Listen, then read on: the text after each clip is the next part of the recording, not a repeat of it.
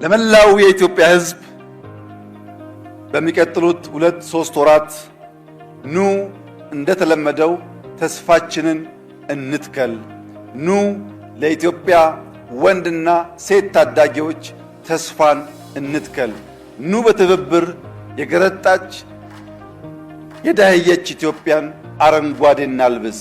ኑ በትብብር ለዓለም ተባብረን አድዋ ላይ የፈጠርነውን ገድል ተባብረን አዲስ ገድል በማሳየት አፍሪካን ዓለምን እናንቃ። እንተባበር፣ እንችላለን። እንስራ፣ እናሳካለን። ያ ሲሆን ፈጣሪያችንም ያግዘናል።